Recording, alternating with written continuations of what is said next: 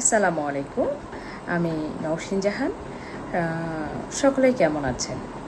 সম্মিলিত ইসলামী ব্যাংকের ভুক্তভোগী আমানতকারী ভাই বোনেরা, আমাদের হোয়াটসঅ্যাপ গ্রুপে যুক্ত হওয়ার জন্য কমেন্টস বক্সে বারকোড স্ক্যান করে সহজেই আমাদের হোয়াটসঅ্যাপ গ্রুপে যুক্ত হতে পারবেন এবং সম্মিলিত ইসলামী ব্যাংক সংক্রান্ত সকল আপডেট সহজেই জানতে পারবেন। তো আমি আরেকটি কথা বলবো যে বাংলাদেশের যে সমস্ত ব্যাংক প্রবলেমে আছে, আপনারা নিশ্চয়ই এ ব্যাপারে কম বেশি জানেন, যারা ব্যাংকে টাকা রাখছেন কিংবা টাকা রাখার চিন্তা করতেছেন।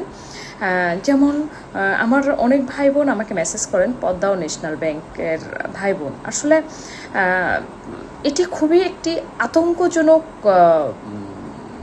বিষয় যে যেখানে আমরা নিজের ঘরকে বিশ্বাস না করে, নিজের পরিবার পরিজনকে বিশ্বাস না করে, চোর ডাকাতের ভয়ে টাকাটা সেভ ও নিরাপদভাবে ব্যাংককে আমরা শেষ আশ্রয়স্থল মনে করি এবং সেই আমাদের কষ্টার্জিত টাকাটা আমরা ব্যাংকে নিয়ে যাই ব্যাংকের শর্ত মোতাবেক, আমাদের শর্ত মোতাবেক না, ব্যাংকের শর্ত মোতাবেক ব্যাংকে রাখি। কিন্তু দিন শেষে কি হচ্ছে, কি হলো, আগামীতে কি হবে, এটা আসলে সত্যিই অজানা। কারণ ইতিমধ্যে ব্যাংক নিয়ে যে মানুষের মধ্যে অনাস্থা তৈরি হয়েছে, এর জন্য দায়ী সাধারণ মানুষ না, এর জন্য দায়ী ব্যাংক, এর জন্য দায়ী বাংলাদেশ ব্যাংক, এর জন্য দায়ী বাংলাদেশের যারা দায়িত্বে আছে তারা। কারণ ব্যাংক হলো একটা আস্থার জায়গা।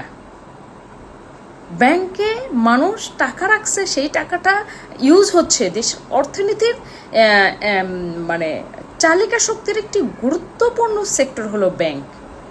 সেই ব্যাংক নিয়েই যখন অনাস্থা তৈরি হয়েছে, সেই ব্যাংকের উপর মানুষের যখন ভীতি তৈরি হয়েছে যে আমি কোন ব্যাংকে টাকা রাখবো, কোথায় টাকা রাখবো, না টাকাটা আমার ঘরেই থাক, ঘরেই পচুক, আমার দরকার নেই। যারা একান্ত নিরুপায় হয়ে যে না আমার এই টাকা থেকে কিছু টাকা আসলে আমি এটা দিয়ে চিকিৎসা কিংবা সংসার খরচ কিংবা বাচ্চাদের পড়াশোনা কিংবা বাড়ি ভাড়া চালাইতে পারবো, তারাই শুধু ব্যাংকে রাখতেছে। এছাড়া দেখেন আপনারা ব্যাংক নিয়ে মানুষের কতটা ভীতি তৈরি হয়েছে। এর জন্য কি দায়ী সাধারণ মানুষ? Never ever. এর জন্য দায়ী ব্যাংক, এর জন্য দায়ী বাংলাদেশ ব্যাংক, এর জন্য দায়ী বাংলাদেশের যারা দায়িত্বে আছে। সুতরাং আমি একটা কথাই বলবো, আপনারা ব্যাংকে টাকা রাখার ক্ষেত্রে সেই ব্যাংকের ইন্টারনালি অর্থনৈতিক অবস্থা প্রতি বছর একটি রিপোর্ট বের হয়। সেই রিপোর্ট অনুযায়ী আপনারা খেয়াল করবেন কোন ব্যাংকের অবস্থান কততম আছে। সেই অনুযায়ী আপনারা খুব ভেবে চিন্তে সিদ্ধান্ত নেবেন আপনারা কোন ব্যাংকে আপনাদের জমাকৃত টাকা রাখবেন। নয়তো আজকে আমাদের মতো সাধারণ ভুক্তভোগী আমানতকারীদের মতো রাস্তায় আন্দোলন করতে হবে। ন্যাশনাল ও পদ্মা ব্যাংকের ভাই বোনেরা যেভাবে বছরের পর বছর ব্যাংকের দ্বারে ঘুরতেছে, টাকা পাচ্ছে না, সেই অবস্থা হবে। সুতরাং আপনারা সবাই সচেতন হবেন, অন্যায়ের প্রতিবাদ করবেন, ন্যায়ের পক্ষে থাকবেন। যদি মুখে না বলতে পারেন যে এ সংক্রান্ত ভিডিওগুলো আপনাদের সামনে পড়লে, যদি ভিডিওর কথাগুলো আপনাদের ভালো লাগে শেয়ার করবেন। আর ব্যাংক সংক্রান্ত আপডেট ইনশাল্লাহ আমি যে কোনো আপডেট পেলে ইনশাল্লাহ আপনাদের সামনে তুলে ধরার চেষ্টা করব। সে পর্যন্ত সাথেই থাকবেন। ভিডিওটি ভালো লাগলে শেয়ার করবেন।